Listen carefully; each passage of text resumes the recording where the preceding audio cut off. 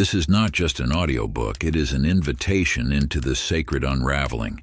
Here you'll discover the ancient power of letting go and awakening the path of release. The tighter you hold, the more you repel.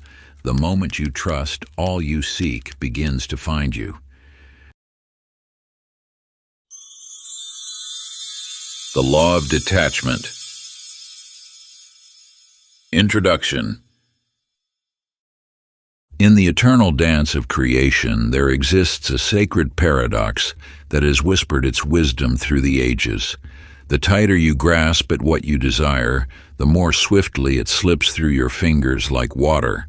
This truth, preserved in the ancient scrolls of spiritual masters and echoed in the hearts of those who have walked the path of enlightenment, reveals itself now to you. The law of detachment stands as one of the most potent forces in the universe, yet its power lies not in doing, but in allowing. It speaks not of abandoning your dreams, but of releasing the iron grip of control that keeps them at bay. When you learn to loosen your hold on the how and when of your desires, you align yourself with the infinite intelligence that orchestrates the cosmos. Trust, in its purest form, becomes the most magnetic force in existence. It draws to you that which is meant for you in ways far more magnificent than your limited mind could conceive.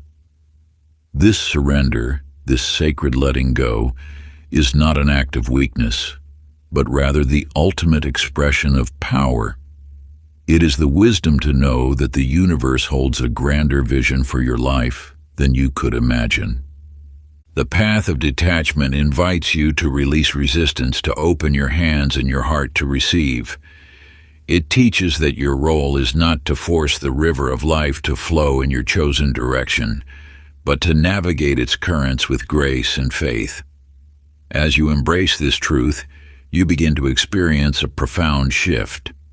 The less you attempt to control life, the more abundantly life flows toward you. This ancient knowledge transforms anxiety into peace, control into trust, and struggle into flow. It guides you from a place of fearful attachment to one of truthful surrender. The universe responds not to your demands, but to your trust, not to your grip, but to your openness. Part 1. The Sacred Unraveling, Awakening the Path of Release. Chapter 1. The Grip of Wanting. In a small village among ancient hills, Walter sat beneath a weathered oak tree, his weathered hands wrapped tightly around a mysterious wooden box. Day after day he would strain and struggle, his knuckles white with effort as he attempted to pry open its intricate lock. The more desperately he clutched and pulled, the more the box seemed to resist his efforts, its secrets remaining stubbornly sealed within. You see, Walter's story mirrors a truth that echoes through the chambers of your own heart. When you grasp too tightly at what you desire, you create an energy of desperation that pushes away the very thing you seek. This desperate attachment becomes a declaration to the universe, a powerful statement that speaks of absence rather than abundance. The first transformation begins with this recognition. Your urgent need for something is an energetic announcement of its absence in your life. When you proclaim, "I need," with desperation, you amplify the very state of wanting. The universe, in its infinite wisdom, can only reflect back to you this energy of lack. In another village there lived a woman named Lydia, who tended a garden passed down through generations. At its center stood an old tree, its branches bare and lifeless. For months, she poured her energy into forcing life back into its twisted limbs, her determination becoming a heavy burden. One morning, after a night of deep reflection, she finally allowed herself to release her grip on the past. She cut down the withered tree, creating space in her garden. As spring arrived, she discovered new shoots emerging from the earth, stronger and more vibrant than before. The very act of letting go had created space for fresh life to flourish. This tale speaks directly to the place within you where you might be holding on too tightly. Where in your life are you mistaking force for power? In which areas are you attempting to control what must naturally unfold? To help you embody this wisdom, I share with you an ancient breathing practice passed down through countless generations. Find a quiet space and settle into a comfortable position. As you inhale, notice where you feel tension in your body, the physical manifestation of your spiritual attachment. With each exhale, consciously release this tension, allowing your body to soften. As you breathe out, silently repeat the sacred words, "I no longer need, I already have." Let each breath create space for abundance to flow naturally into your life, just as nature abhors a vacuum and fills empty spaces with new life. Chapter 2. The Puppet Strings of Control.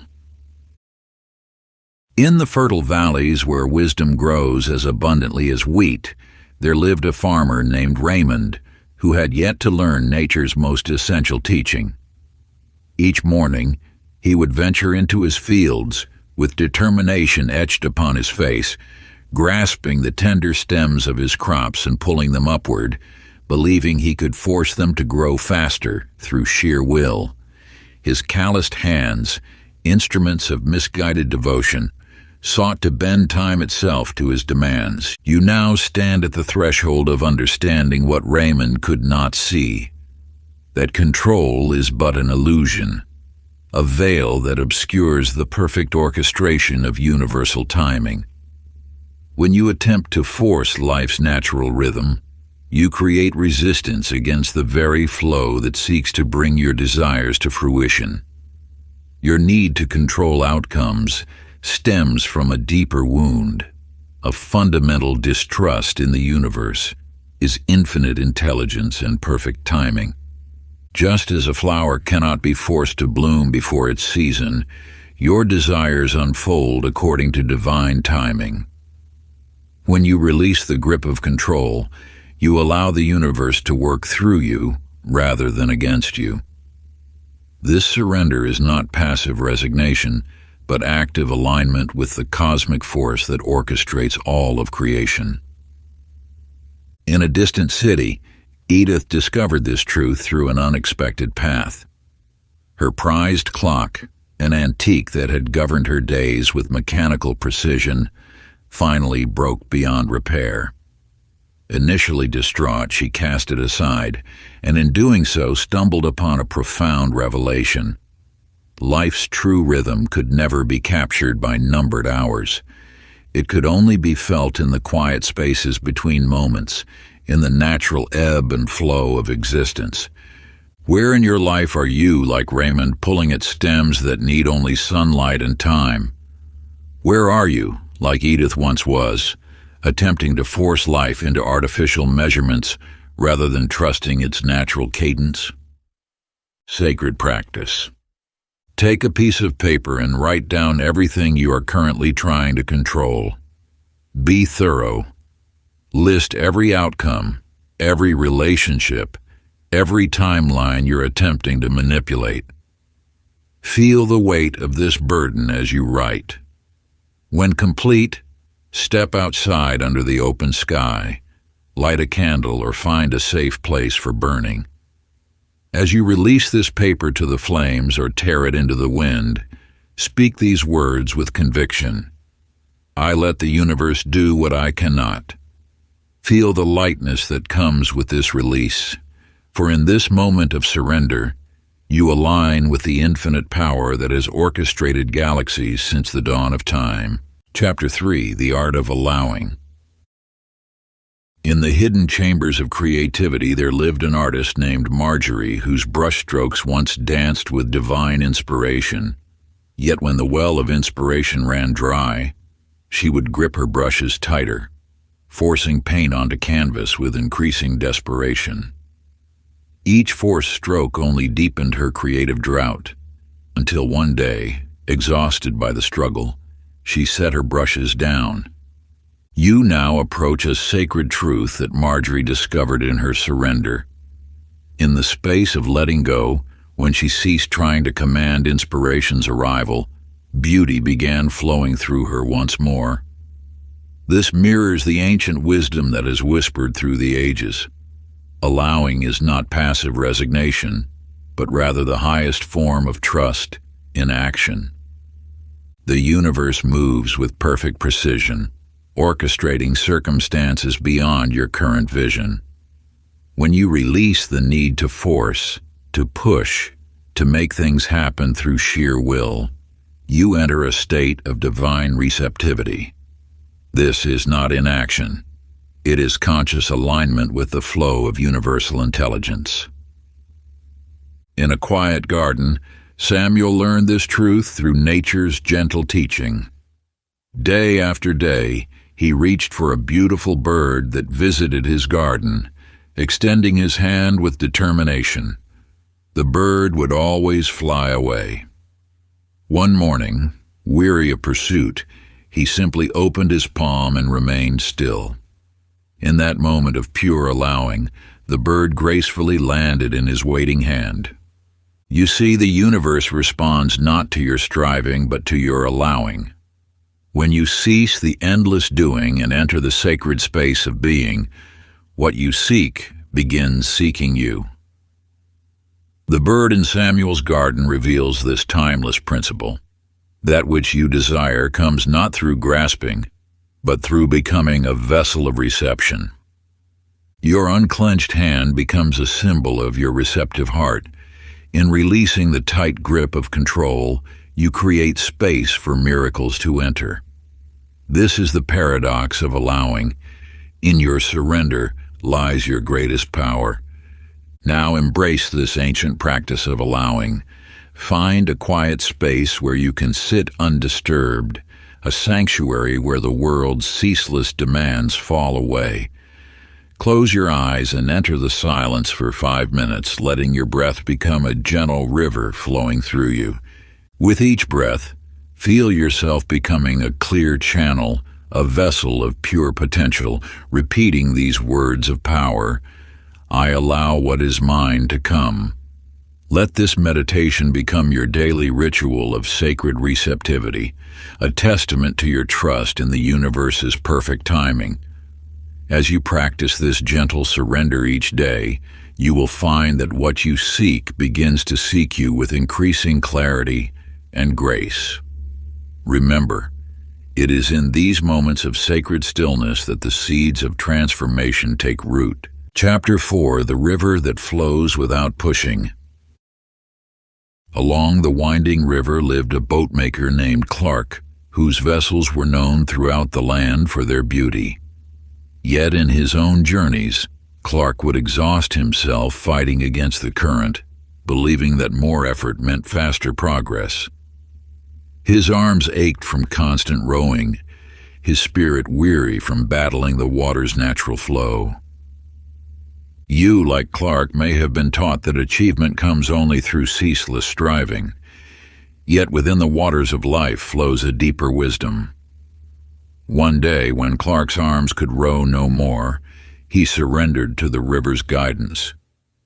To his amazement, his boat moved with greater speed and grace than ever before, carried by forces far more powerful than his own strength. This ancient truth reveals itself. The universe holds currents of support beneath the surface of your experience. When you cease exhausting yourself through constant effort, you tap into a flow that has always been waiting to carry you. This is not passive drifting, but conscious alignment with divine momentum. In the midst of a tempest, Eleanor discovered this same principle. Lost at sea, she fought against towering waves, each desperate stroke taking her further from safety. Only when she released her struggle, allowing the storm to guide her, did she find herself carried to a hidden shore, one far more beautiful than her intended destination. You see, the universe knows paths you cannot see, currents you cannot comprehend. Your task is not to force your way through life, but to align with the flow that leads to your highest good. When Eleanor stopped fighting the waves, she discovered that what seemed like surrender became her salvation. The water holds this timeless teaching. Progress comes not through perpetual pushing, but through trusting the current that carries you. Just as Eleanor found her shore through allowing, you too will discover that releasing resistance opens the way to unexpected treasures. Water visualization practice. Close your eyes and envision yourself in a gently flowing river, its crystalline waters reflecting the ancient wisdom of surrender. Feel the cool touch of water supporting your body completely, cradling you like a mother's embrace. See your destination downstream glowing with golden light, beckoning you toward your highest purpose. Rather than swim against the current or force your way forward, simply allow the sacred flow to carry you onward. With each deep, conscious breath, release any tension or need to control your journey. Let your muscles soften and your mind grow still. As you float effortlessly toward your radiant vision, silently affirm these words of power. I let go and flow. Feel how this simple truth resonates through every cell of your being, attuning you to the perfect rhythm of the universe. Chapter 5. You are not the doer. In a village among ancient hills lived Franklin, a blacksmith renowned for his mighty arms and iron will. Each morning he would pound metal into submission, believing his strength alone shaped the steel. His muscles strained and sweat poured as he worked harder and harder, convinced that force was the key to mastery. You too may believe that your power lies in pushing, in making things happen through sheer determination. Yet the universe holds a gentler truth. One stormy evening, as Franklin watched lightning dance across the sky, understanding struck his heart. The same fire that transformed his metal came first as a gift from above. His strength did not create the spark, it merely channeled it. This revelation unveils the sacred art of co-creation. You are not the source of manifestation, but a divine instrument through which universal power flows. When you release the belief that you must make everything happen, you open yourself to become a vessel of grace. Your role is not to force creation, but to align with the creative force that moves through all things. In a garden touched by morning light, Nora discovered this same principle. Day after day, she watched a rosebud, resisting the urge to pry open its petals. Her patience was rewarded as the flower unfurled in its own time, revealing a beauty no human hand could orchestrate. The bloom emerged not through her effort, but through its own divine timing. This truth liberates you from the weight of controlling outcomes. Just as Nora learned to trust the wisdom within the rose, you are invited to trust the intelligence that orchestrates the universe. Your desires do not manifest through force, but through allowing yourself to become a clear channel for divine expression. Let these words sink deeply into your being. You do not need to strain to make life happen. The same power that turns seeds into forests, that spins planets in their orbits, flows through you. Your task is simply to open yourself to this force, to step aside and let it move through you. Practice. Stand quietly, hands raised to the sky like branches reaching toward sunlight, and speak these words of surrender. Divine Source, move through me. I do not push, I allow. Feel yourself becoming a vessel of grace, a channel through which the universe expresses its infinite power. Let your breath deepen and your body soften as you release the need to control. Like a leaf floating on a sacred river, trust in the current that carries you. In this moment of pure receptivity, You open yourself to the limitless abundance that seeks to flow through your being. Chapter 6: The Voice Beneath the Noise. In a bustling city library, Doris moved through towering shelves, her footsteps echoing against marble floors. For 20 years, she had surrounded herself with the voices of countless authors, yet somewhere along the way, she had lost touch with her own. Each day brought more questions from patrons, more books to catalog, more noise to navigate, until silence beckoned her away. You too may recognize this endless doing, this constant reaching for answers outside yourself. Like Doris, you may have forgotten that wisdom whispers from within. At the silent retreat, as hours stretched into days, Doris felt the layers of external chatter falling away. In that sacred space of nothing, something awakened, a voice both familiar and forgotten, like a melody remembered from childhood. This voice spoke not in words, but in knowing, in the quiet certainty that rises when the mind grows still.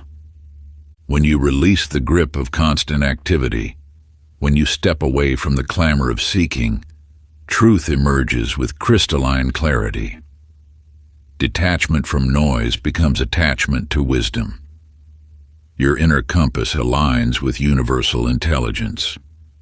Harold discovered this truth while lost in a dense forest. The more frantically he searched for direction, the more disoriented he became. His map crumpled in trembling hands, his breath short with panic. Only when exhaustion forced him to rest against an ancient oak did he notice it, a compass that had been in his pocket all along. In stillness, he found what activity had hidden.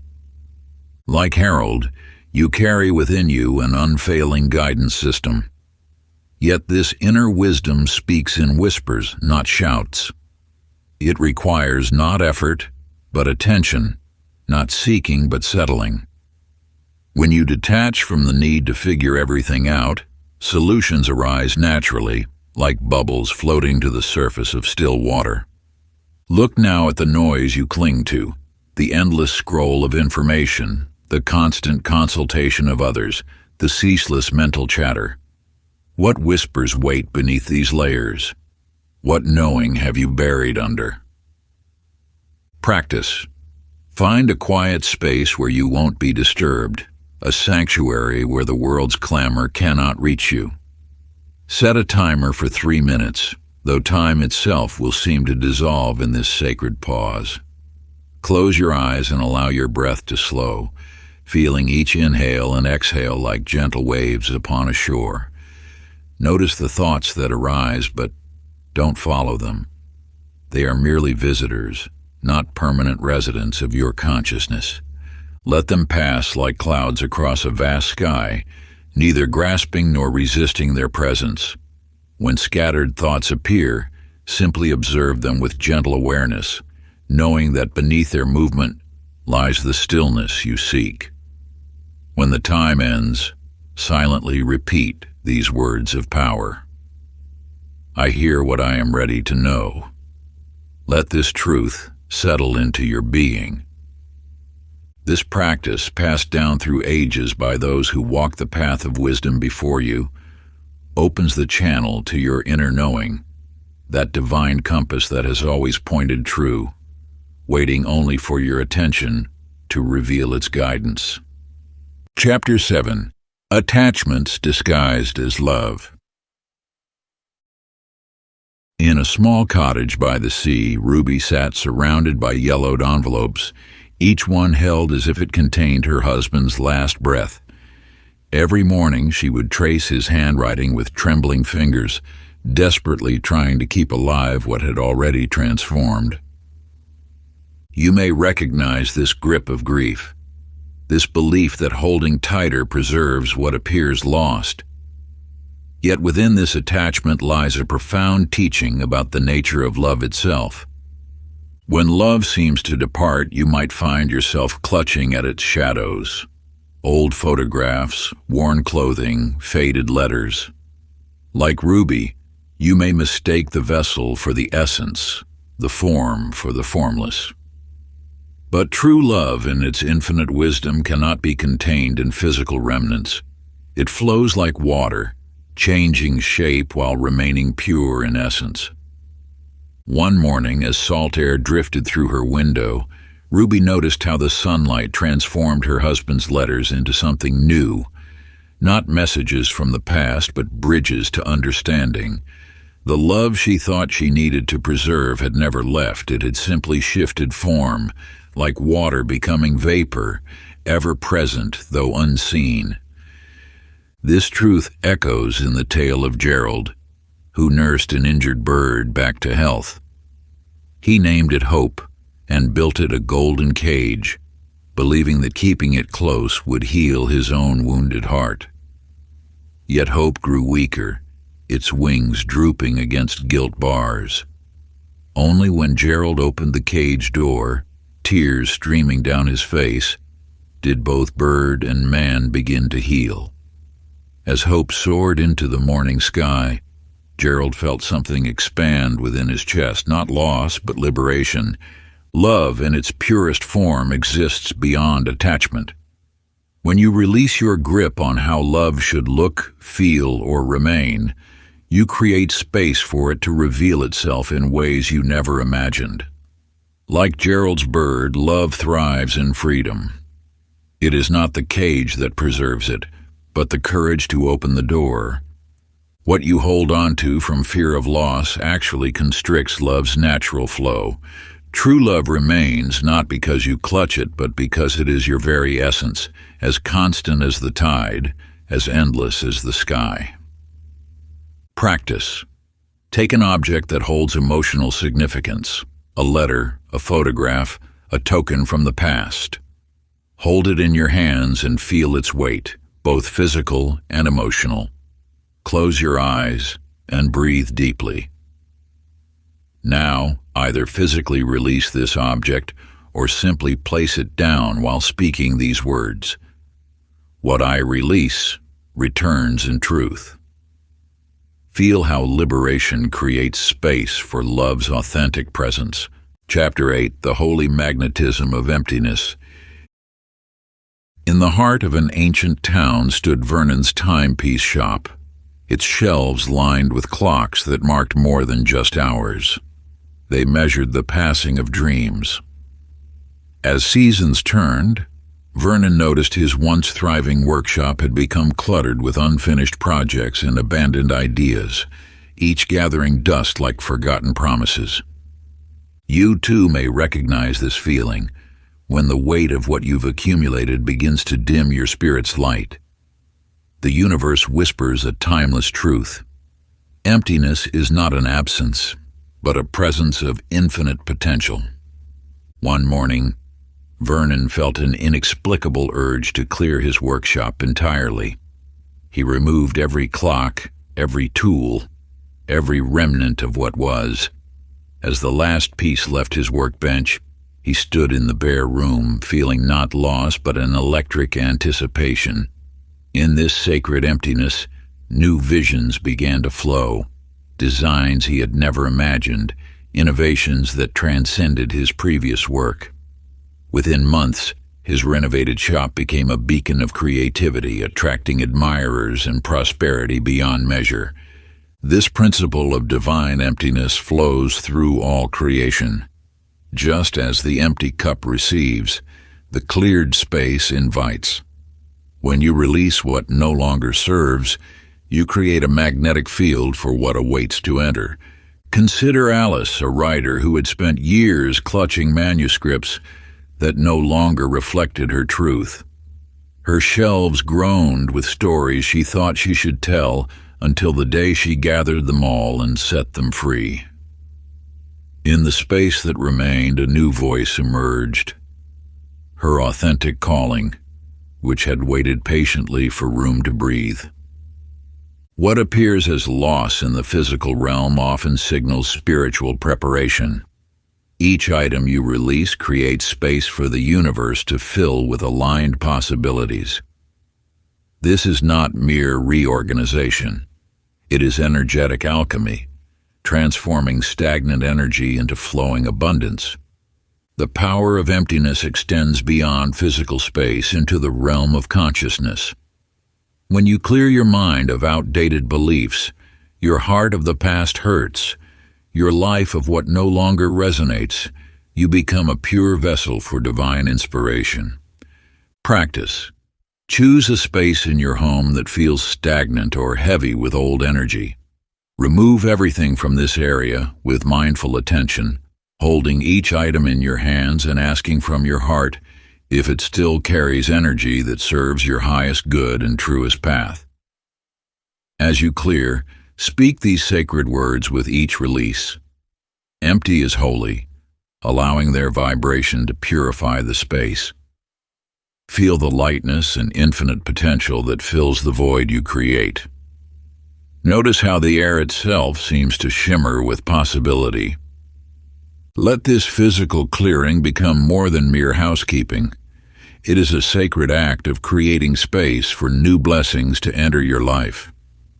As you work, imagine divine light filling each empty space, transforming it into fertile ground where miracles can take root. This ritual of conscious clearing opens channels through which the universe can pour its abundance. Chapter 9. Surrender.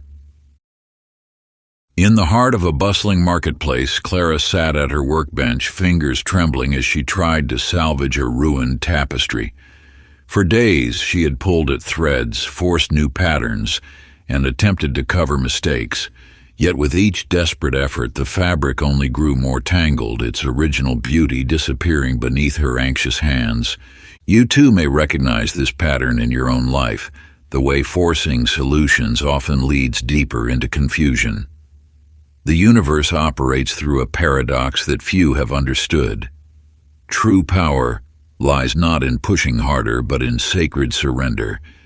When Clara finally laid down her needle, tears falling onto the twisted threads, something extraordinary occurred. As her hands released their grip, the fabric seemed to exhale. Beneath the chaos of her attempts, she glimpsed the original pattern, more beautiful than she remembered. In letting go, she discovered that the masterpiece had never truly been lost. This wisdom echoes through the ages. There exists a profound difference between giving up and giving over. When you surrender your struggles to divine intelligence, you are not abandoning your dreams. You are entrusting them to a power greater than your limited perspective can comprehend. Milton's tale mirrors this truth. For months, he scaled the steepest paths of the mountain, determined to reach the summit through sheer force of will. His hands were bloodied, his spirit exhausted, until one evening he simply stopped. As he sat in quiet acceptance, his eyes adjusted to the dimming light, and there at his feet lay a gentle path he had overlooked countless times, a route that led him effortlessly to his destination. These stories speak to the heart of spiritual surrender. When you release your grip on how things must unfold, you open yourself to solutions beyond your imagination. This is not passive resignation, but active trust in divine orchestration. The night holds special power for this practice of sacred surrender. As darkness blankets the world, let these words rise from your heart. I give this over to the divine, who sees beyond my sight. In this surrender you will find not weakness, but a strength beyond measure. This nighttime ritual of release allows the universe to work while you rest, transforming struggle into grace through the alchemy of trust. Chapter 10. The Unclenched Hand. In the bustling marketplace of an ancient city, Eugene arranged his wares each morning with meticulous care. His hands would grip each item tightly, as if holding on could somehow guarantee a sale. Each potential customer who approached found themselves met with an endless stream of persuasion, prices, and promises. Yet the more intensely he pursued their coin, the faster they seemed to vanish into the crowd. Through your own journey of manifestation, you may recognize this familiar dance, the way desperation repels the very things you seek to attract. The universe responds not to force, but to faith. One day, exhausted from his efforts, Eugene simply sat back and loosened his grip. His hands fell open in his lap, and in that moment, something shifted in the air around his stall. Customers began to linger, drawn by an invisible force that had nothing to do with his words or actions. They asked questions, shared stories, and yes, made purchases, all because they felt the space to choose freely. The unclenched hand becomes your living symbol of this truth. When your fingers release their grip on outcomes, you create sacred space for abundance to flow. This gesture carries ancient power. It is the physical embodiment of spiritual trust. Watch as Sylvia discovers this same wisdom. For years, she clutched her old journal close, believing its chapters held the key to her future. One windy afternoon, standing at the edge of a cliff, she opened her hands. The journal's chapters caught the breeze, dancing away like autumn leaves. As her fingers uncurled, something within her unclenched as well. A lifetime of trying to control her story. Your hands hold wisdom your mind often forgets. When you feel yourself gripping too tightly to desires, outcomes, or timing, let your fingers be your teacher. The open palm becomes your body's reminder that receiving requires space.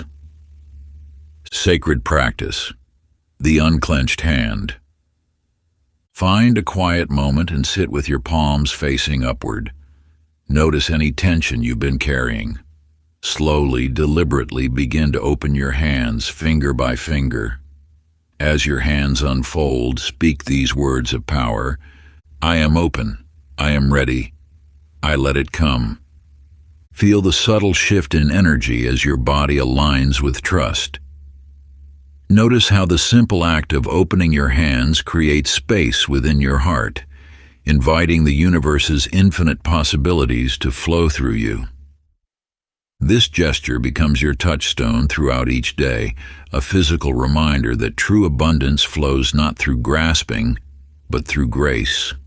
Like water finding its natural course, or a flower turning toward the sun, you're naturally orienting toward that which nourishes when you release the need to control. Part 2, The Alchemy of Trust, Letting Go and Letting Flow. Chapter 11, Detached to Receive. In a small town among rolling hills, Howard carried more than letters in his mailbag. He carried the weight of unspoken words. Each morning, as he delivered messages that connected hearts across distances, a single envelope remained in his pocket. His own letter, penned with trembling hands, held words of love he dared not release into the world.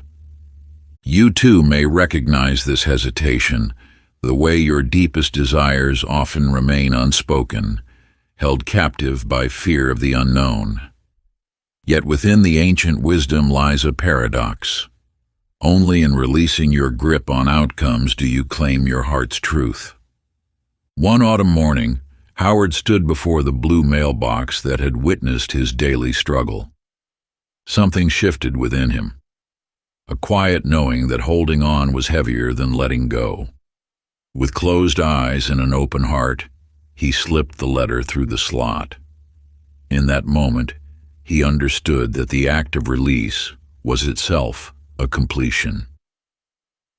3 days later, a response arrived that transformed his world, not because of what it said, but because his surrender had created the space for its arrival. The universe had been waiting for his signal of trust. Watch as Dorothy discovers this same truth in her garden.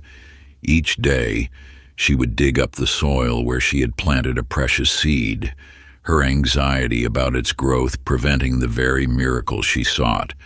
Only when she stopped checking, when she trusted the darkness of the earth and the wisdom of nature's timing, did the first green shoot emerge.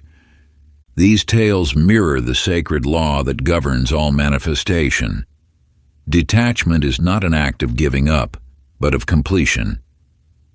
When you release your grip on how and when your desires must arrive, you signal to the universe that you trust its perfect orchestration. Your desires are seeds already planted in the soil of existence.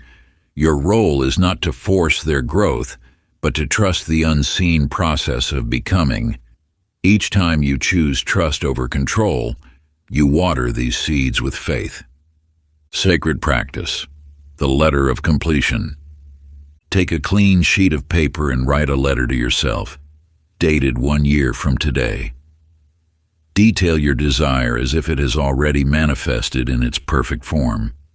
Feel the gratitude, joy, and peace of its completion as you write. Seal this letter in an envelope. As you do, speak these words of power. It is done. Place the letter in a sacred space, a drawer, a box, or beneath your pillow.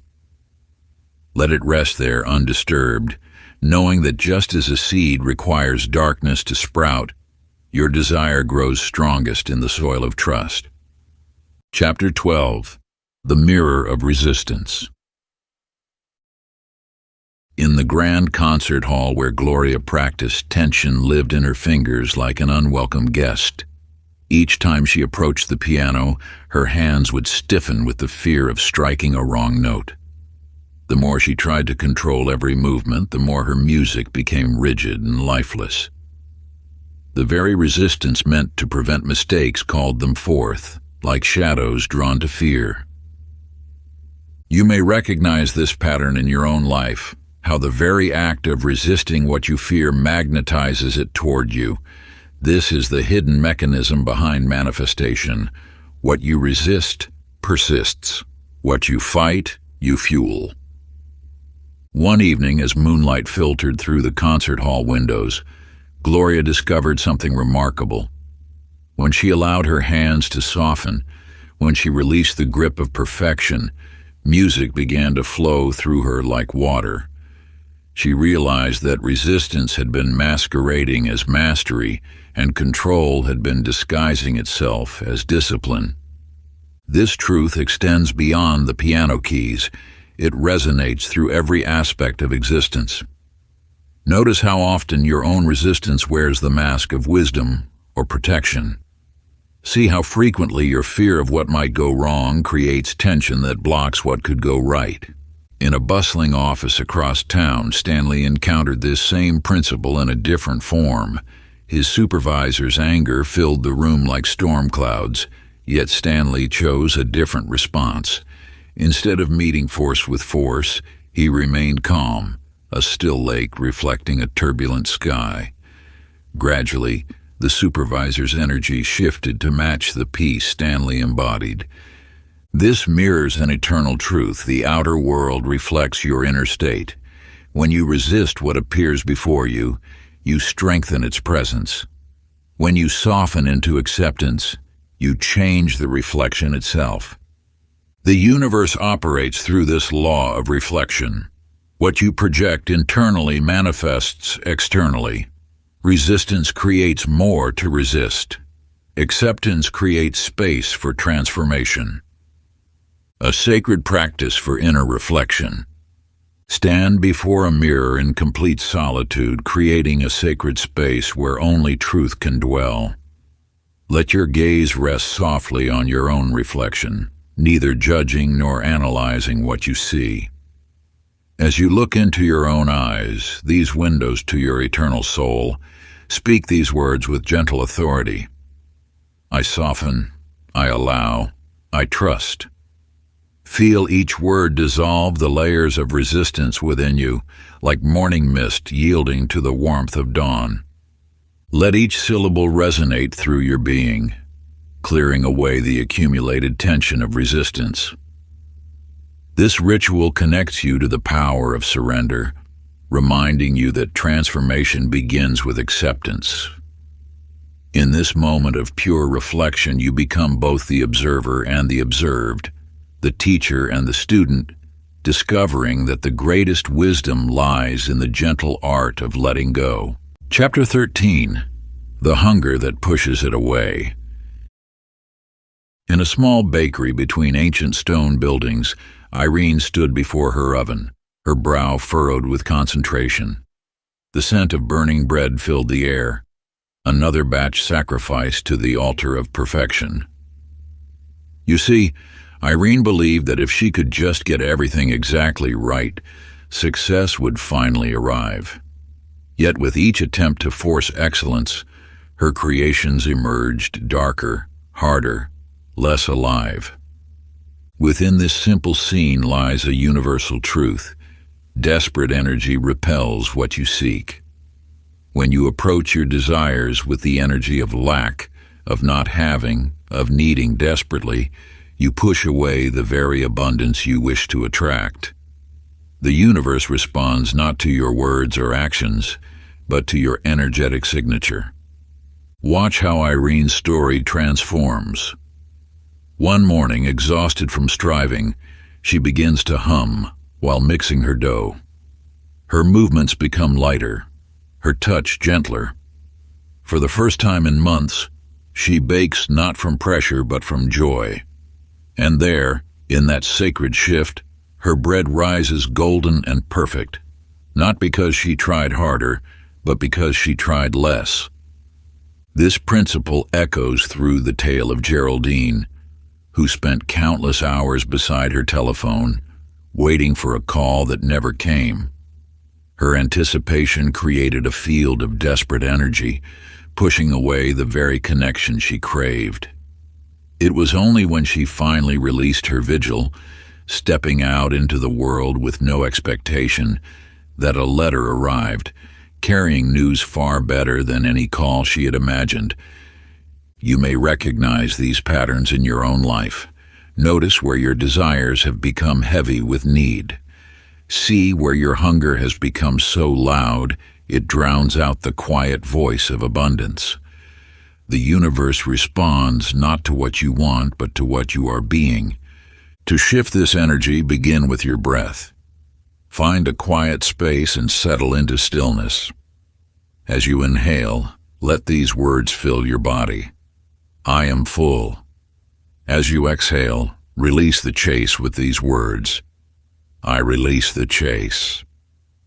Continue this practice until you feel the shift from hungry seeking to peaceful knowing. This ancient breathing technique carries the power to transform desperate energy into magnetic presence. Practice it whenever you feel the pull of anxious wanting. Remember, true desire is as gentle as a summer breeze, not as fierce as a winter storm. Like the sages of old who understood the subtle rhythms of creation, you too can learn to distinguish between the grasping of ego and the natural flow of divine attraction. When your heart beats in harmony with universal abundance, you need not chase or strain. Your very presence becomes a beacon that draws forth all that is meant for you. Before we get into the next chapter, you can download a free ebook version of this audiobook using the link in the pinned comment below this video. Chapter 14. How Needing Becomes Repelling. In a dimly lit workshop, Edwin held a flawless sapphire in trembling hands. Each day he wrapped it more securely, tucked it deeper into his vault, convinced that protection meant possession. You might recognize this feeling, the way fear can disguise itself as caution, how the need to hold something close often stems from the terror of loss. What you grasp too tightly slips through your fingers. This truth echoes through the ages, yet its wisdom often eludes those caught in the grip of scarcity consciousness. The universe responds not to your wants, but to your state of being.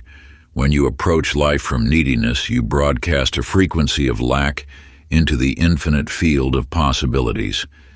Agnes understood this truth, though not at first. For years, she pursued her dream position at a prestigious gallery, sending application after application, each rejection deepening her desperation. It was only when she released the chase, finding joy in her current work, expressing her creativity freely, that the universe responded. One afternoon, while lost in the pleasure of arranging a small exhibition, the gallery owner she had long pursued walked in, drawn by the energy of someone who loved their craft. You see, what you seek is seeking you, but it can only find you in a state of wholeness. Your needs, when rooted in fear, create an energetic barrier that repels the very experiences you desire. The universe mirrors back your inner state. If you believe you lack, you will experience lack. If you know you are complete, completion finds you. This moment invites you to examine, where in your life is need masking fear? What treasures are you hiding away, believing that tight control equals true possession? Sacred practice. Find a quiet space where you won't be disturbed and gently close your eyes. Breathe deeply, letting each inhale fill you with pure potential, and each exhale releases all tension. Now imagine yourself walking through your life completely fulfilled in every way. Feel the natural ease in your steps, the deep peace flowing through your heart. Notice how different this feels. There is nothing to chase, nothing to grasp at, nothing to prove to anyone. You simply are, and that is enough. With each conscious breath, silently affirm these words of power. I am whole, I do not need, I attract.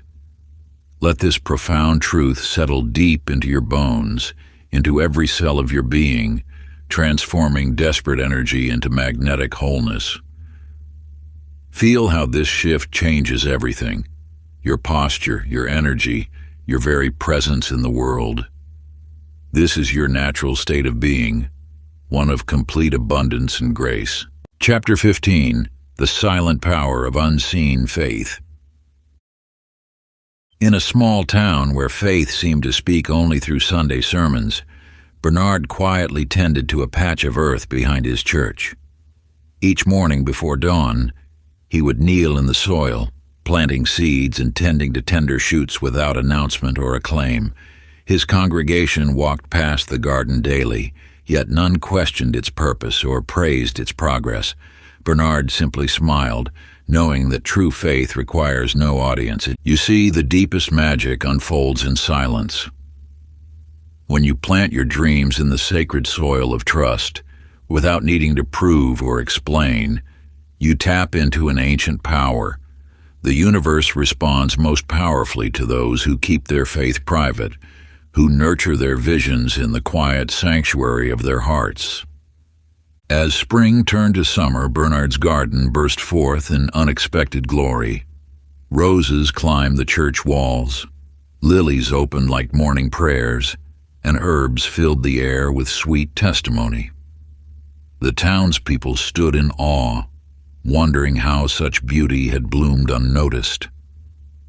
Bernard had demonstrated a timeless truth. Faith doesn't need witnesses to work wonders. This wisdom echoes in the tale of Elaine, who lived at the edge of town. Each evening, she would place a single candle in her window, its flame steady against the darkness. When neighbors inquired about its purpose, she offered no explanation. Months passed, and one stormy night, a traveler lost in the darkness found his way home, guided by that unwavering light. Elaine's quiet ritual, born of pure faith, had manifested its purpose without her striving to understand how. These stories mirror an eternal truth. The most powerful faith is often the quietest. When you trust without needing to announce it, when you believe without requiring proof, you align with the subtle forces that shape reality. Your faith becomes like Bernard's garden or Elaine's candle, a magnetic force drawing miracles through simple, steadfast trust. Sacred practice.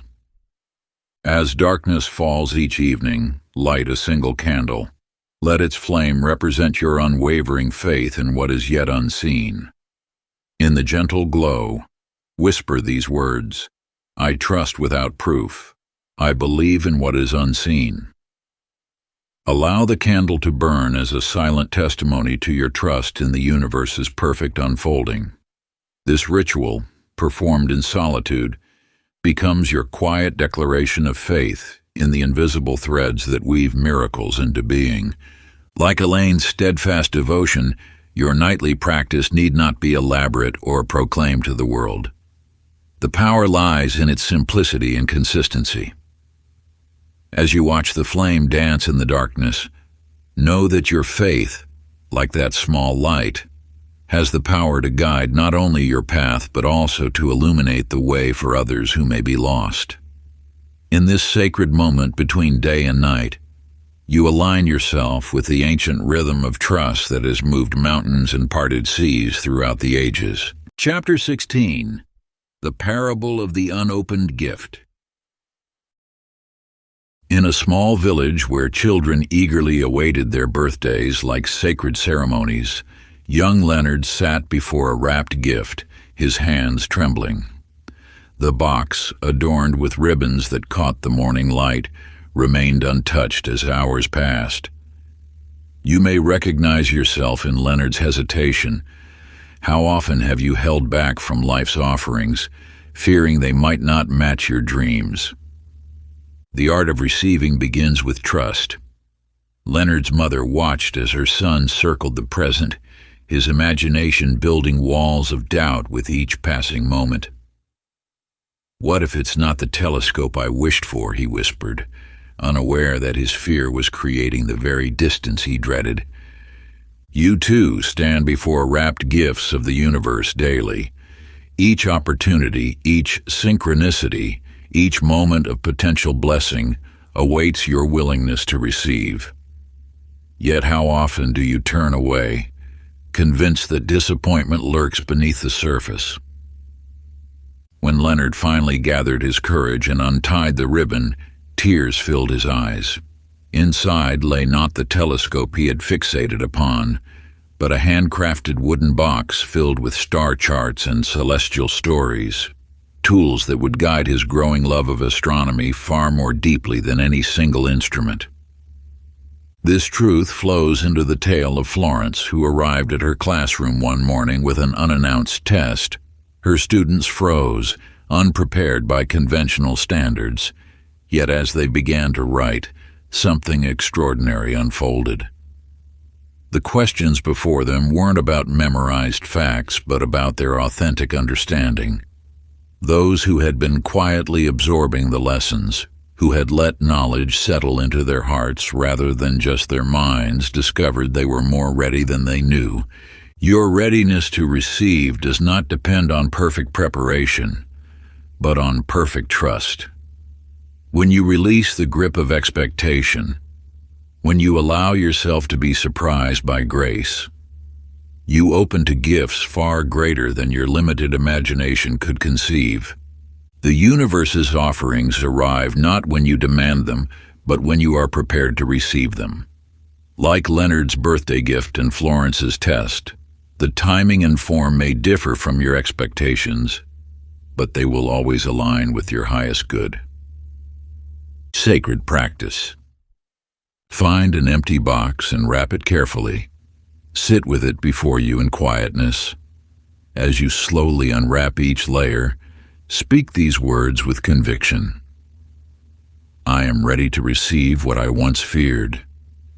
Let your hands move with deliberate grace, allowing each moment of unveiling to represent your soul's opening to divine gifts. When you reach the empty space within, rest your hands there and feel the limitless potential of trust. Chapter 17. Letting Go of the How. In a dimly lit workshop at the edge of town, Victor hunched over his workbench, surrounded by scattered papers covered in meticulous calculations. You know this energy well, the tightness in your shoulders when you believe everything depends on your careful planning.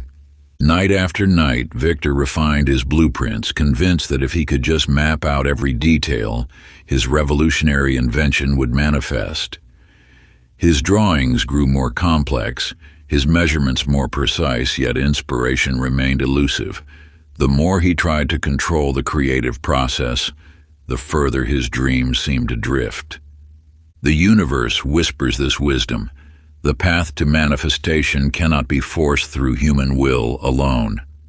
When you release your grip on the how, you open yourself to divine intelligence that sees beyond your limited perspective. One evening, exhausted from his endless planning, Victor fell asleep at his desk. Upon waking, he discovered his blueprints had blown out the window into a spring rain. In that moment of forced surrender, something shifted.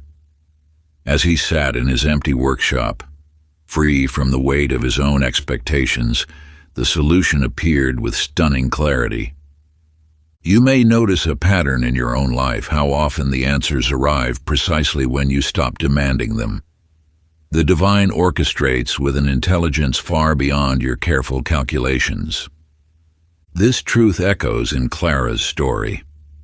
For months she meticulously planned her dream journey, only to face endless obstacles. The moment she released her rigid timeline and specific route, an unexpected invitation arrived, offering a path more magnificent than she could have designed.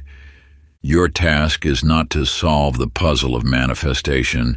Your role is to hold the vision of what you desire and why it calls to your soul. The how belongs to the infinite wisdom of the universe. Practice. Take your journal and write down everything you deeply desire, all your dreams, aspirations, and heartfelt longings. Let them flow freely onto the page without judgment or limitation. Next to each desire, notice how you've been trying to control its arrival. Observe the intricate plans you've crafted, the timelines you've set, and the specific pathways you believe must unfold. Now, with gentle determination, cross out every how. Let your pen mark through each carefully constructed strategy, each detailed roadmap you've drawn. In their place, rewrite only what you wish to manifest and why it matters to your heart. Focus purely on the essence of your desires and their sacred meaning in your life's journey. Close your eyes, place your hand over your written words, and speak with quiet certainty. The divine handles the how. Feel the profound truth of this declaration resonating through your being.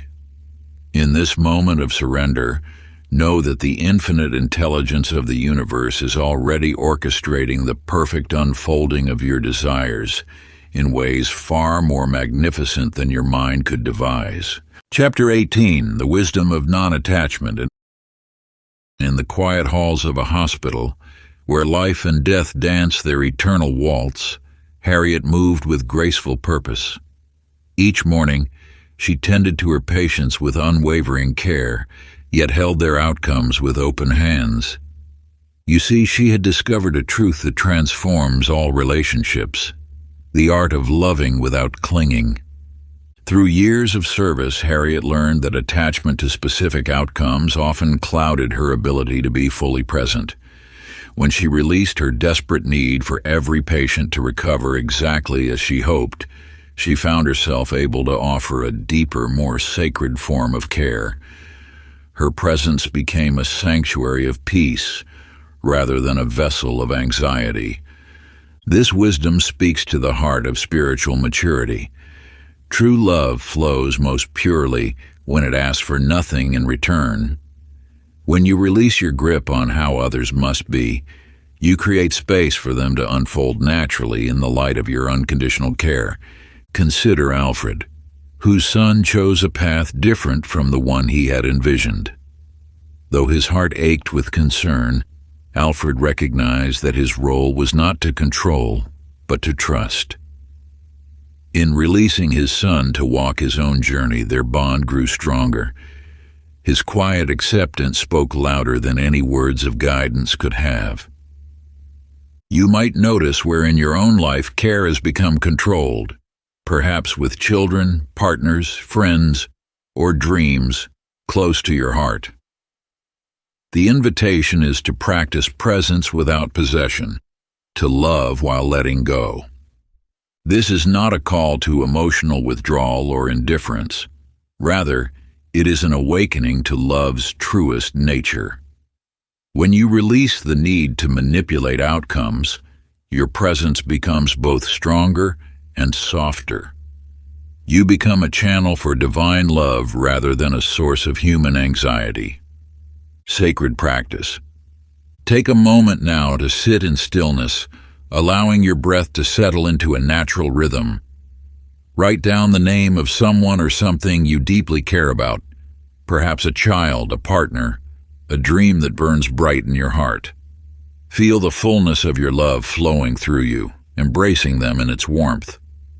Then, with eyes closed and heart open, gently whisper these sacred words. I love without fear. I release with faith. Let this simple yet profound practice be your meditation in moments when attachment threatens to overshadow love's pure light. Return to it whenever you feel the grip of control tightening, remembering that true love sets free what it cherishes most. Chapter 19. The Phantom of Lack and the Voice of Truth.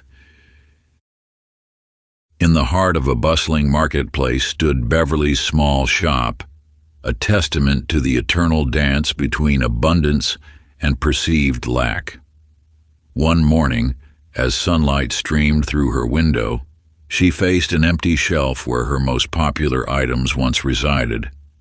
Fear gripped her heart as she imagined customers turning away, her business failing, her dreams crumbling. You too have stood before empty shelves in your life, moments when absence seems to mock your desires. Yet within these moments lies a sacred teaching about the nature of abundance.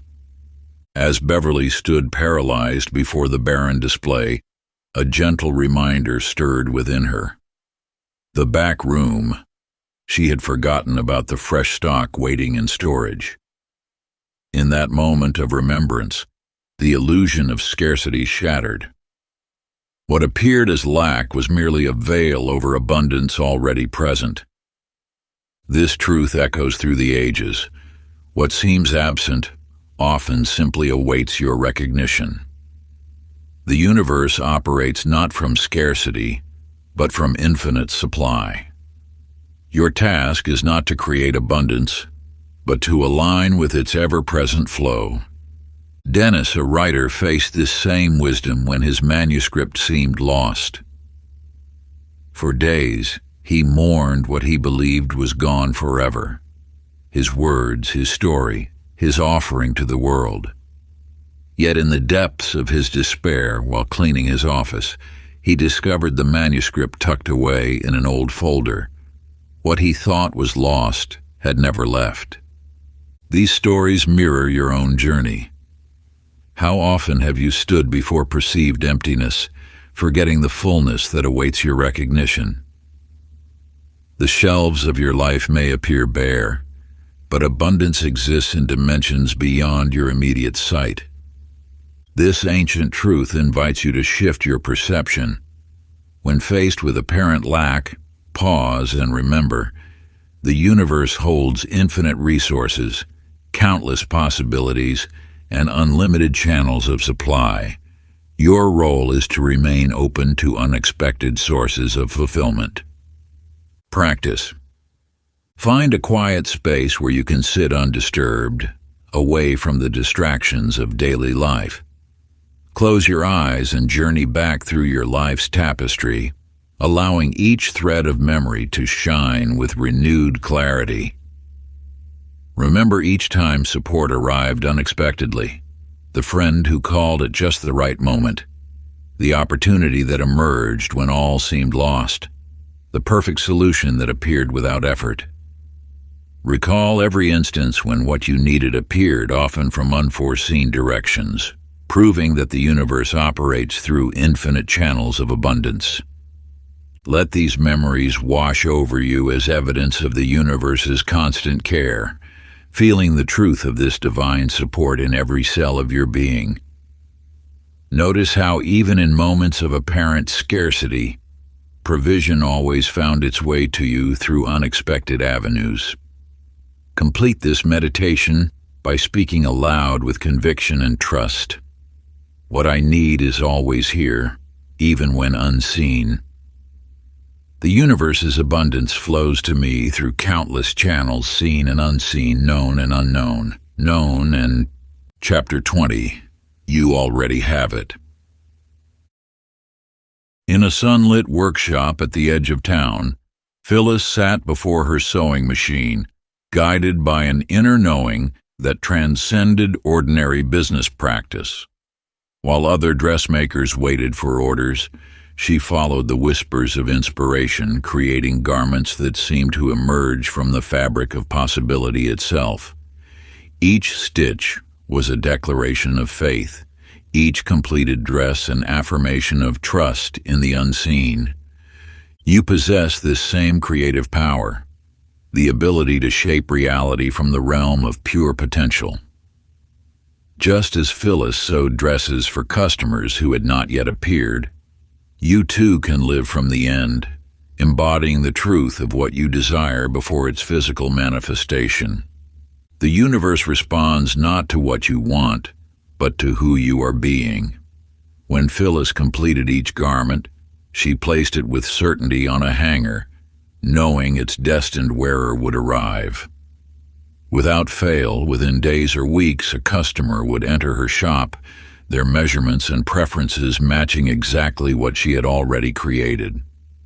This is the law of assumption in its purest form, the understanding that external reality must conform to your internal state of being.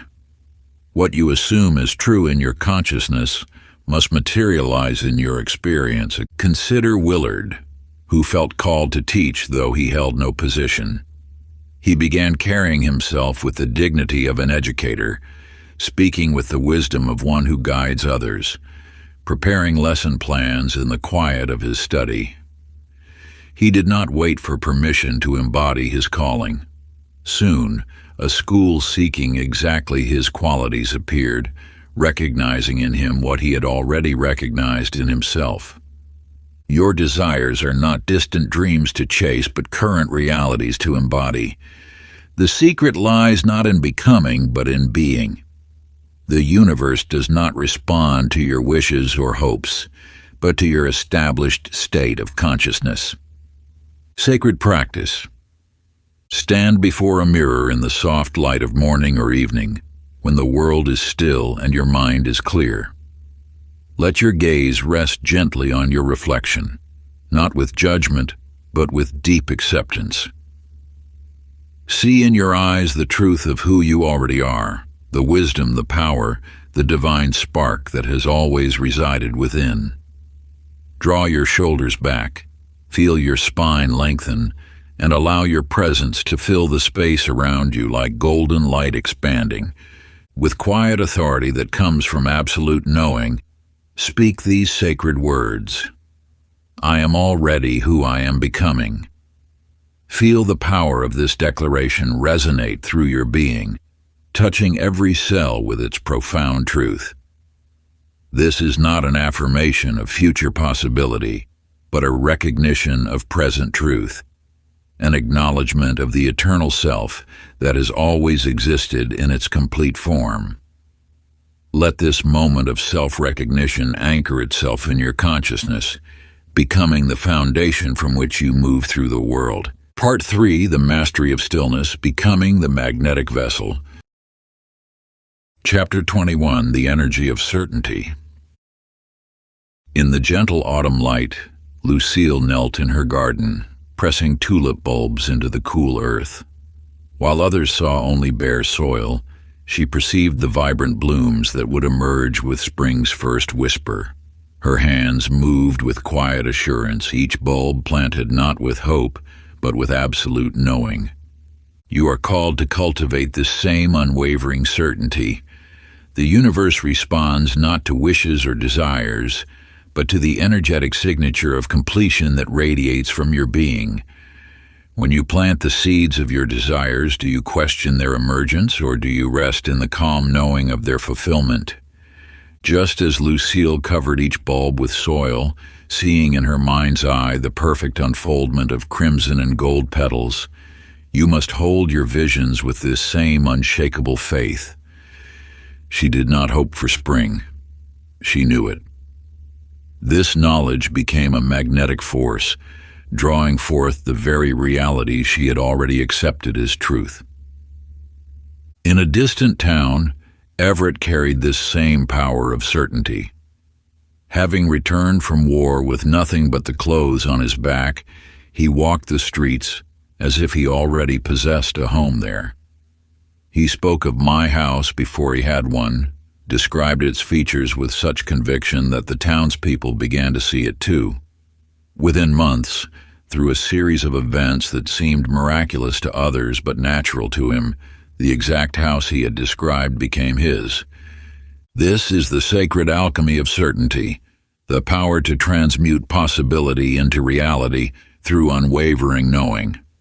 Not through force or struggle, but through the quiet authority of one who understands that what is seen in consciousness must manifest in form.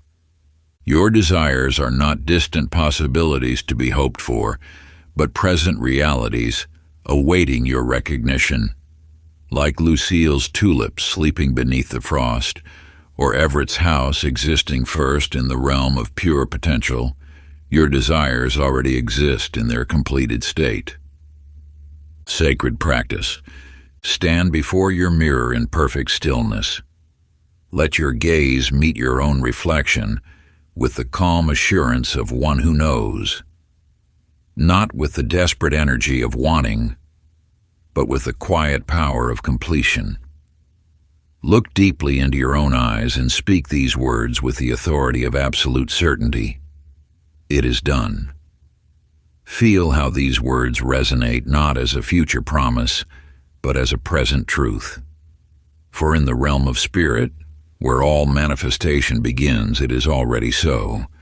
Chapter 22. The Joy of Detachment. In the quiet morning light, Edna stood before an empty canvas. Her fingers trembled not with fear, but with a forgotten lightness. After her beloved's passing, she had stored away her brushes, believing joy had departed with him. Yet here she stood, paintbrush in hand, with no goal but to dance with color once more. You, like Edna, may have forgotten that surrender carries its own sweetness. Watch how she dips her brush into crimson paint, not to create a masterpiece or prove her worth, but simply to witness the way light catches the color. This is the sacred frequency of joy, when you release the need for your actions to mean anything beyond their own existence. Through the gentle strokes of her brush, Edna discovers that detachment is not an emptying, but an opening. Each splash of color flows more freely precisely because she has released the weight of purpose. The universe responds not to your striving, but to your joy. Consider now the tale of Lyle, who sat in his office after losing a promotion he had desperately pursued. In that moment of complete release, unexpected laughter bubbled up from his depths. The very act of laughing freed him from the grip of attachment. Within days, a superior position appeared at another company, drawn not by his grasping, but by his lightness. You see, the universe mirrors your frequency. When you release the heavy energy of needing, forcing, and proving, you align with life's natural dance. Joy is not the reward for manifestation. It is the magnet that draws it forth. This truth lies at the heart of spiritual surrender. Detachment is not a solemn resignation, but a celebration of life's unfolding. Like Edna with her paints, and Lyle with his laughter, you are invited to release the burden of outcomes and rediscover the lightness of being. Sacred practice, the joy signal. Choose one activity each day that serves no purpose but to bring you joy. It might be dancing in your kitchen, humming a forgotten tune, watching clouds drift across the sky, or simply sitting in silence with a warm cup of tea. Make this moment sacred by releasing all expectations and duties. As you engage in this moment of pure pleasure, quietly affirm, "I trust joy to guide my way." Feel how this simple truth resonates through your entire being, awakening the dormant wisdom within. Let this practice remind you that surrender is not heavy. It is the lightest touch of grace, a gentle whisper from the universe inviting you to remember your natural state of bliss. Chapter 23, Desire Without Obsession. In the depths of a concert hall, Marvin draws his bow across ancient strings, each note rising pure and unadorned. You might notice how his eyes remain closed, how his body sways with the music, not for any audience, but for the sacred dance between musician and melody. Here lies a truth you have been seeking. Desire can exist without desperation. When you first discover a dream within your heart, you often grasp it tightly, believing that intensity of wanting equals power of attraction. Yet observe how Marvin's fingers move with both precision and surrender. He holds the vision of perfect sound while releasing all attachment to recognition. This is the art of sacred desire: to want without needing, to create without clinging. The universe responds not to the volume of your wanting, but to the clarity of your knowing combined with the grace of your allowing. Through Marvin's example, you begin to understand that passion need not wear the heavy cloak of attachment. His music soars precisely because he has released the burden of validation. Now turn your attention to Bernice, whose story illuminates another facet of this wisdom. Having planned her journey to the ancient temples with meticulous care, she then did something remarkable. She let it go. Not with resignation, but with trust.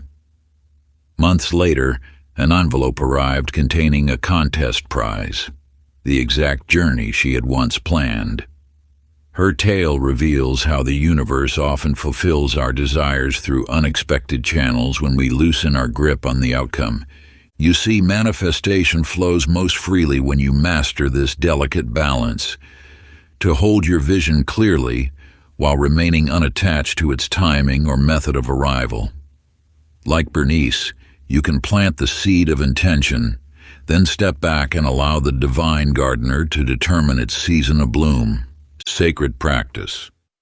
Take a quiet moment with paper and pen, finding a sacred space where you can commune with your deepest truth.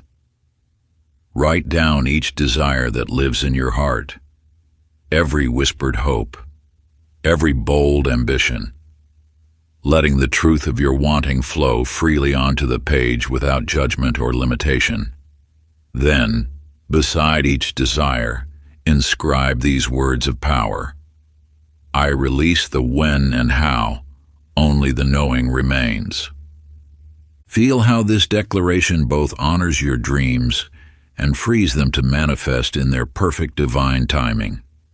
As you complete this ritual, notice the subtle shift within, a lightening of spirit, a deepening of trust. This conscious act of surrender opens channels through which the universe can work its mysterious alchemy, transforming your heart's longings into manifest reality. Chapter 24. The Mystery of Divine Timing. In a small town among rolling hills, Opal's fingers trace the ivory keys of pianos day after day. Each note she tunes carries the weight of waiting. For her daughter, sent away 15 years ago to live with distant relatives, you might recognize this yearning in your own heart, this constant reaching toward tomorrow. Watch how Opal moves through her days, adjusting strings with practiced precision while time stretches endlessly before her. At first, she marks each passing month, each holiday, each birthday with heavy significance. Her calendar becomes a maze of circled dates and crossed-out possibilities. Yet something shifts when she finally sets down the weight of when. The truth reveals itself through her surrender. Timing belongs to the divine. As Opal releases her grip on reunion, she discovers a peace that transforms her waiting into living. No longer does she peer hopefully at every young woman who enters her shop. Instead, she pours herself into the music, into the present moment, into the art of letting life unfold. Then comes Walter's tale, carrying its own whispered wisdom. In his grandmother's attic, he discovers an old chest marked simply later. Inside lies the exact timepiece he had searched for across continents. The watch he could never find while hunting rests perfectly preserved, waiting for the precise moment of discovery. Through these stories, you begin to understand. Timing is not a punishment, but a protection. Every desire carries its own sacred schedule, its own perfect moment of manifestation. Your task is not to force the hands of time, but to trust the wisdom that orchestrates all things. The universe operates with an intelligence far beyond your limited view. What appears as delay often serves as preparation, protection, or the careful alignment of countless unseen elements. When you release your grip on when, you free yourself to receive what is already in motion. Practice. Take your journal and write at its top, "What has not arrived yet, and how would I live if I trusted it is coming at the perfect time?" Let your hand move across the page without censoring your heart's response. Feel how the very act of asking this question begins to loosen the bonds of urgency that have held you captive. Allow your deepest yearnings to flow onto the paper, dreams of love, abundance, purpose, or healing. Notice how different your body feels when you imagine these desires manifesting not through force, but through divine timing. What tensions release when you surrender the when and trust in the wisdom of the universe's grand design? Write until you feel a subtle shift within, a gentle release of the need to control time itself. Chapter 25. Letting Go to Let In. In the shadows of an old Victorian house, Mildred stands surrounded by towers of newspapers, boxes, and memories. You may recognize yourself in her hesitation, the way she clutches each item as if it holds tomorrow's promise, yet the universe whispers ancient wisdom through the dust. To receive, you must first create space. Watch as Mildred's trembling hands begin to sort through decades of accumulation. Each object represents a story she believes she cannot live without. But as she releases the first stack of yellowed magazines, something shifts in the air. The light streams through a window long hidden behind boxes, illuminating treasures she had forgotten existed. Her grandmother's cherished locket, letters from her father's war days, photographs that tell tales of love and courage. This moment teaches what the sages have always known. Abundance flows not into cluttered vessels, but into sacred space. Your life, like Mildred's attic, may be filled with what once served, but now only shadows the path to your next blessing. Each item released becomes an invitation for something greater to enter. In another town, Clarence faces his own lesson in letting go. His hometown holds every memory, every comfort he has known. Yet something calls him to leave. Not because he must, but because his spirit knows that new beginnings require endings. As he drives past the town limits, his rearview mirror frames the life he releases. Within months, love finds him in an unexpected city. proving that what we surrender creates the opening for what seeks us. Your own life holds areas where release beckons. Perhaps it's old beliefs that no longer serve, relationships that have completed their season, or habits that block your receiving. Like Mildred's attic and Clarence's departure, these spaces of letting go become holy ground where new blessings take root. The universe operates in this sacred exchange. Empty your hands to receive what's meant for you. Each release becomes not an act of loss, but a declaration of readiness. What appears as an ending reveals itself as beginning. What seems like loss becomes the very soil from which your next chapter grows. Sacred practice. Find a quiet moment today. Choose one thing, physical or emotional, that you're ready to release. Hold it in your hands or your heart. Then, with gentle intention, let it go while speaking these words. I clear space for the greater good. Feel the lightness that follows, knowing that nature abhors a vacuum, and what you've released creates space for what awaits. Chapter 26. The Sage Who Asked Once. In the highest reaches of a mountain village lived Abel, whose presence carried the weight of ancient wisdom. Through his story, you will discover one of the most sacred truths about manifestation, a truth so simple yet so powerful that it has remained hidden in plain sight for generations. One dawn, as the first rays of sunlight touched the mountain peaks, Abel knelt in his garden. In that pristine moment, he spoke his heart's deepest longing to the universe. Then, with the serenity of one who understands the deepest laws of creation, he rose and never uttered that desire again. The villagers watched him continue his daily routines, tending his garden, helping travelers, sharing his bread. They waited for him to pray again, to repeat his wish, to show signs of yearning. But Abel moved through his days with the quiet certainty of one who knows a letter has already been received. This is the mastery you are now ready to embrace. True surrender requires only one moment of pure alignment.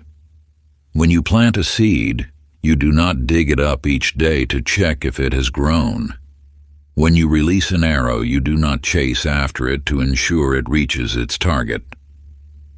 In the valley below Abel's home lived Josephine, whose story mirrors this sacred truth. Each evening, as darkness fell, she would light a single candle in her window. She never spoke a word over the flame, never whispered her wishes to the night. The simple act of lighting that candle held all the power of her intention, pure, unwavering, complete. What these tales reveal is the essence of masterful manifestation. It is not in the repetition of desires that power lies, but in the depth of your initial surrender. When you truly release your desire to the universe, no further action is needed. Your trust becomes absolute, your faith unshakable. Look at how Abel and Josephine embody this wisdom. They understand that the universe heard them the first time. Their continued silence is not empty. It is filled with knowing. This is the highest form of spiritual confidence, to state your intention once and then live as though it is already done. Sacred practice. In the stillness of night, write your deepest desire on a piece of paper. Choose your words with care and consciousness, for this will be your only declaration. Fold the paper with reverence and find a sacred place to keep it, perhaps in a special box or between the chapters of a cherished book. As you place it there, speak only once. So it is. Then, like Abel and Josephine, let your silence become your power. Chapter 27. Becoming the Vibration. In a dimly lit jazz club, Harold sat at his piano, fingers dancing across the keys. Night after night, he would play to empty chairs, yet something had shifted within him. He no longer watched the door, hoping for an audience to validate his music. Instead, he had discovered a truth that would transform not just his art, but his entire life. When you release the need for external validation, you align with a power far greater than mere approval. Harold's story teaches a fundamental principle of manifestation. Your energy precedes your reality. As he surrendered to the pure joy of creation, letting the music flow through him without attachment to outcome, something magical began to unfold. The universe responds not to what you want, but to what you are. When Harold stopped performing and started embodying, his music began attracting exactly the right listeners. Record producers discovered him. Fellow musicians sought him out. Yet these outcomes were merely reflections of an inner shift that had already occurred. Consider Frances, who lived in a modest apartment but began carrying herself with the grace and confidence of someone who already possessed her dream life. She arranged her space as though it were her ideal home. She spoke with the assurance of someone already living her vision. Without changing her external circumstances, she changed her energy and watched as her reality began to mirror her inner state. Your outer world will always align with your inner frequency. This is not about pretending or forcing. It is about becoming. When you embody the energy of what you desire, you enter a state of magnetic resonance. You no longer chase what you want. You attract it naturally by being its energetic match. The key lies in shifting from wanting to being. Instead of yearning for success, embody it. Rather than seeking love, become it. Your energy speaks louder than your words, and the universe responds to who you are, not what you wish for. Sacred practice. Each morning, stand before your mirror and ask yourself, how would I walk if I were already living my deepest desire? How would I speak? How would I carry myself? Then move through your day embodying these qualities.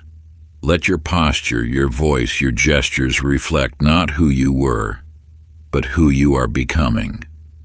This is not an act. It is an awakening to your true nature. As you align your energy with your vision, you will find that what you once pursued begins pursuing you. This is the ancient law of attraction in its purest form, not a technique of manifestation, but a truth of being. Chapter 28. Living in the Flow. In a small fishing village where time seemed to move with the tides, Chester would rise before dawn each morning. Unlike the other fishermen who meticulously planned their routes and consulted weather charts, he simply stood at the shore, closed his eyes, and listened. Without maps or schedules, he allowed himself to be guided by an inner knowing that transcended logic. You see, Chester had discovered a profound truth. The universe operates through perfect timing when we release our grip on how things should unfold. Each day, his boat would drift to exactly where it needed to be. If a family in the village needed fish for a celebration, Chester's nets would mysteriously fill with their favorite catch. If the market required a specific variety, his intuition would lead him to the right spot. When you surrender to the natural flow of life, you tap into a wisdom far greater than any plan could provide. The universe knows the shortest path between where you are and where you need to be. Your only task is to trust and follow the subtle promptings of your heart. Witness Genevieve, who once structured every hour of her day with rigid precision. Her carefully crafted to-do lists governed her life until one morning, when she chose to leave her schedule behind. That day, as she moved solely by inspiration, she discovered that life had its own perfect orchestration. A delayed bus led to an unexpected encounter that solved a pressing problem. A wrong turn brought her to exactly the person she needed to meet. You too hold this capacity to live in divine flow. When you release the illusion of control, you align with the universe's natural rhythm. Each moment becomes a sacred dance between your intention and divine timing. Your role is not to force or direct, but to stay present and responsive to the whispers of intuition. Practice for embracing flow. Choose one day to live without rigid plans or expectations. As you begin your morning, simply sit in silence and attune to your inner guidance, letting your breath become slow and steady. Throughout the day, pause regularly and quietly ask, "Show me where to go next." Notice the subtle signs and synchronicities that appear. A chance conversation, an unexpected invitation, a sudden insight. Watch how life arranges itself when you surrender to its natural rhythm, flowing like water around obstacles rather than forcing your way through them. Trust that each moment is leading you exactly where you need to be, even when the path seems unclear. This is not aimlessness or laziness. It is perfect alignment with divine intelligence, a sacred dance with the universe itself. By releasing your grip on control, you open yourself to wisdom far greater than any human planning could devise. Chapter 29. You are the portal. In a quiet corner of a bustling hospital, Della sat each morning in peaceful contemplation. After 40 years of nursing, she had discovered something extraordinary, a truth that transformed not only her life, but the lives of all who encountered her. You see, Della had ceased trying to heal through doing. Instead, she had become a living sanctuary, a space where peace naturally flowed. Through her presence alone, anxious patients found calm, worried families discovered solace, and harried staff members remembered to breathe. She never offered advice or sought to fix situations. She simply existed as an open channel through which the universe could work its gentle magic. This revelation awaits you as well.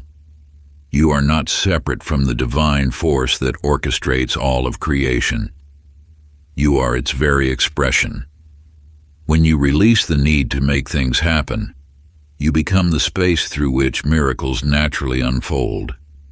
Consider Frederick, who lived in a small apartment above a noisy street. Each dawn, he would sit in meditation, making no effort to change his world. Yet as he aligned with the silence within, remarkable changes began occurring around him. Neighbors who had quarreled for years suddenly made peace. Plants on his windowsill flourished without tending. Opportunities appeared without seeking.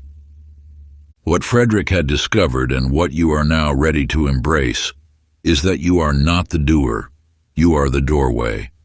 The universe does not need your effort, it needs your allowance. Your role is not to make the miracle, but to be the miracle. This truth liberates you from the endless doing, trying, and forcing that has characterized your spiritual journey until now. You are not meant to chase enlightenment. You are enlightenment expressing itself. You are not meant to seek abundance. You are abundance in form. Sacred practice. Find a quiet moment, a sacred space where the world's clamor fades into whispers. Place your hand upon your heart, letting your fingers rest gently against your chest. Feel the steady rhythm beneath your palm. This is the universe breathing through you, the same force that moves the tides and spins the stars. Close your eyes and speak these words with the authority of your soul. I am not the seeker, I am the source. Let this truth settle into every cell of your being, like morning dew seeping into fertile soil. You are not reaching for something outside yourself. You are remembering what you have always been. Feel how this knowing resonates through your entire body, awakening ancient wisdom that has slumbered within you since the beginning of time. Chapter 30. The Return of the Unclenched Hand. In the gentle twilight of his years, Theodore discovered a truth that had eluded him in youth. You see it in the way he sits on his porch, hands resting softly on his lap, palms turned upward to the sky. His fingers no longer clutch at life, they welcome it. Through decades of striving, Theodore once believed that happiness must be seized, that love must be captured, that success must be wrestled into submission. Now he understands the ancient wisdom that what you chase will always outrun you, while what you release returns of its own accord. Watch how the neighborhood children bring him fresh-picked flowers, how friends appear at just the right moment, how opportunities arise without effort. Theodore has mastered the art of the unclenched hand, that sacred gesture that speaks to the universe of trust absolute and complete. This is the final key to the mysteries you have explored throughout these chapters. The unclenched hand is not merely a symbol, it is the physical embodiment of spiritual mastery. When your grip loosens on life, life itself softens its grip on you. Witness Beatrice, who once pursued love with such desperate intensity that it seemed to slip through her fingers like water. Her heart was a fist, closed tight around past hurts and future fears. But as she learned to give love freely, expecting nothing in return, something miraculous occurred. Love began flowing back to her in abundant measure. You stand now at the threshold of this same transformation. The journey of detachment is not an ending. It is the beginning of a new way of being. It is the rhythm of the universe itself. Release and receive, let go and welcome, surrender and embrace. Your hands hold the power to shape your reality, not through grasping, but through allowing. When you open your palms to the sky, you declare to the universe your readiness to receive. When you unclench your fingers, you signal your trust in divine timing. When you soften your grip, you activate the law of attraction in its purest form. Sacred practice. Find a quiet moment in space. Stand or sit with your spine straight, dignity in your posture. Slowly, deliberately, open both hands, palms facing upward. Feel the subtle energy moving through your open palms. Then, with quiet authority, speak these words: I am open. I am ready. I let it come. If you enjoyed this audiobook, I created a free ebook version for you. You can download it using the link in the pinned comment. Conclusion. In these sacred chapters, you have walked through the doorway of an ancient truth, that what you seek has been seeking you. Through each teaching, each practice, and each moment of surrender, you have shed the heavy cloak of needing and stepped into the light of knowing. The unclenched hand is no longer just a symbol. It has become your way of being. Notice how differently you move through the world now. Where once you grasped, you now allow. Where once you pushed, you now invite. Where once you demanded, you now trust. This transformation is subtle yet profound. You have learned that manifestation is not about doing more, but about being more aligned with the universal flow. Your desires have not diminished. They have matured. They no longer spring from lack, but emerge from wholeness. You understand now that wanting can be gentle, that certainty can be quiet, that power can be soft. The universe responds not to what you chase, but to what you embody. In releasing the desperate energy of seeking, you have become magnetic to all that is meant for you. Your open palms are now conduits for grace, channels through which abundance naturally flows. This is the mastery of spiritual surrender. Not a passive resignation, but an active alignment with divine intelligence. You have discovered that true power lies not in controlling life, but in dancing with it. Your journey has brought you full circle, from searching to finding, from seeking to being. from grasping to receiving. Remember, each time you open your hands, you open to life. Each time you soften your grip, you strengthen your trust. Each time you choose to let go, you create space for miracles to enter. You are no longer the seeker. You are the source. You are no longer the student of these teachings. You are their living expression. In this sacred space of surrender, everything you have ever wanted is already making its way to you. If you enjoyed this exclusive audiobook, I handpicked this next book which will change your life.